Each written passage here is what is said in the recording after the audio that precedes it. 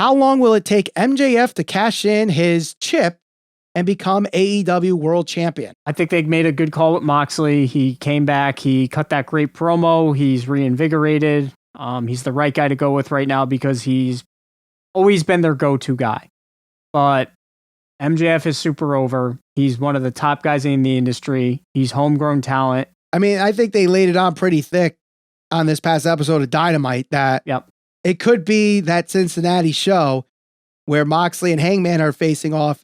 Moxley wins, but then say the firm comes out and attacks him afterwards, and that leads to the cash in, and MJF beats Moxley in his hometown.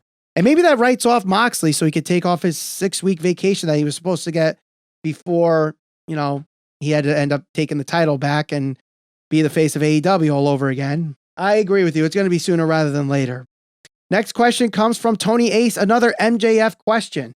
When MJF's career is over, do you see him being one of the best wrestlers of all time? The best of all time.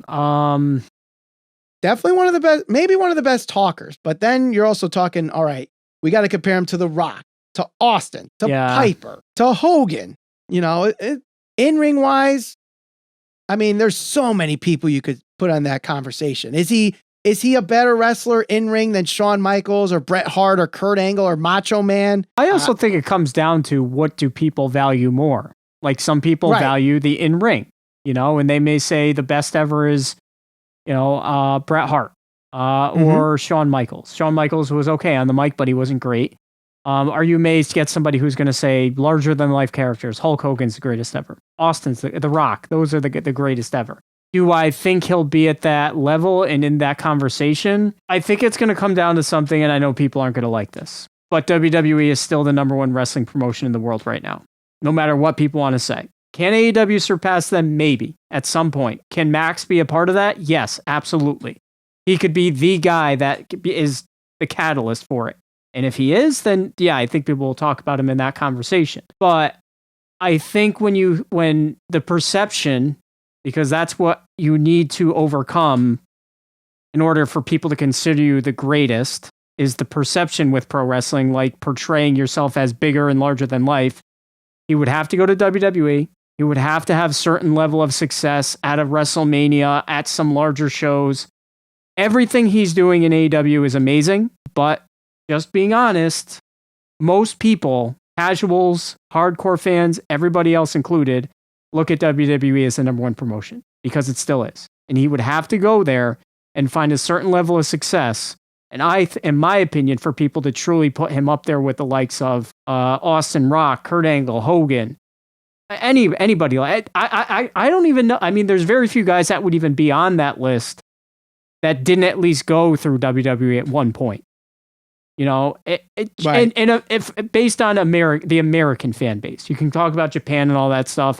That's different. I mean, again, you brought it up. It all depends on personal preference, but I also think recency bias kind of plays a role in this because as we get further and further away to certain eras of wrestling, we stop talking about the likes of a Bruno Sammartino or an Ernie Ladd, those kind of guys, a Bob Backlund.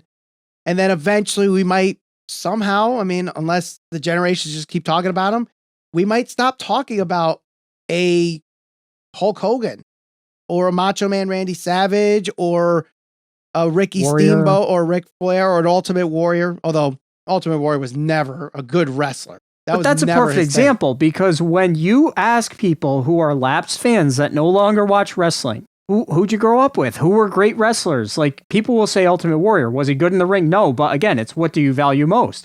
Warrior's presence, like his persona, everything that was the Ultimate Warrior made him great. Was he good in the ring? No, but it was, look, wrestling's not just about what happens in the ring bell to bell.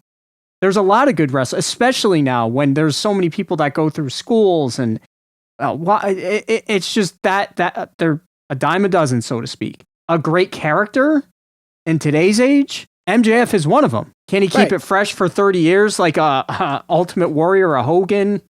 Or even a guy I know he gets compared to a lot with him is The Miz. Now, The Miz is never a top guy in WWE, but he's been consistently like a go-to guy as far as characters, promo, and even some of his matches. Like, he gets underrated in-ring wise. And there's a reason why MJF and The Miz get compared to all the time, because they're so similar in their approach, where it's like, I'm going to out-talk everybody that I'm in a promo segment with, and my matches are going to be good enough for you to be connected with, even though I probably will never have a 5-star match according to Dave Meltzer. But you get the occasional, hey, The Miz had a great match with Seth Rollins and Finn Balor, or The Miz had a great match with Dolph Ziggler. MJF had a great match with Jungle Boy. MJF had a great match with CM Punk. But you're never going to say, like, oh my God, MJF had the greatest match of all time. You're not going to talk about his matches like Kenny Omega versus Kazuchika Okada, or Shawn Michaels versus The Undertaker. And that's not necessarily a bad thing, because look at the reaction that he gets right now from the crowd. Yeah. To me, that's most important. Yep. And you got guys like Kevin Nash, for example, where he rates the best wrestlers by who could draw the most money, including himself.